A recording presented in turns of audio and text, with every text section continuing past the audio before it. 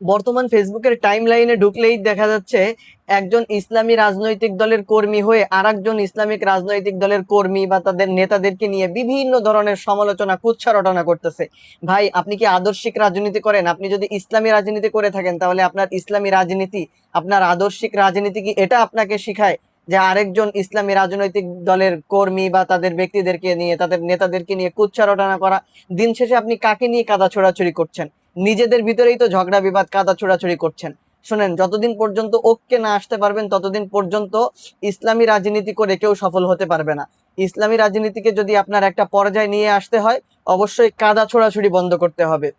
দিন শেষে তো সবাই নিজেরা নিজেরা, এতে করে মানুষের সামনে নিজেরা আরো ছোট হচ্ছেন, নিজেরা আরো নিজের সম্মানকে নষ্ট করতেছেন।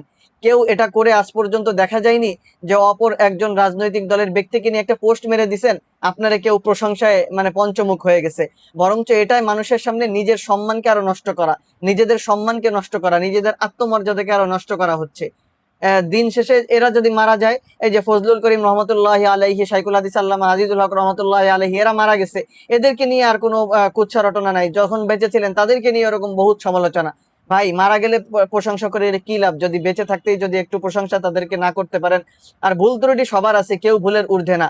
সুতরাং ভুল নিয়ে যদি সমালোচনায় লিপ্ত থাকেন, তাহলে ইসলামী রাজনীতি করে, আদর্শিক রাজনীতি করে সফল হওয়া কোনোদিনও সম্ভব না। কোরআনের এই আয়াত কি মনে পড়ে না? ওয়াতাআওয়ানু আলাল বিররি ওয়াত তাকওয়া ওয়ালা তাআওয়ানু আলাল ইসমি ওয়াল উদওয়ান।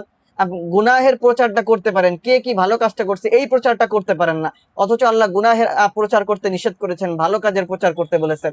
সুতরাং ইসলামী রাজনীতি যদি করতে চান, আদর্শিক রাজনীতি যদি করতে চান, অবশ্যই বলবো আপনাদের রাজনীতির ভিতরে এটা আগে বন্ধ করেন।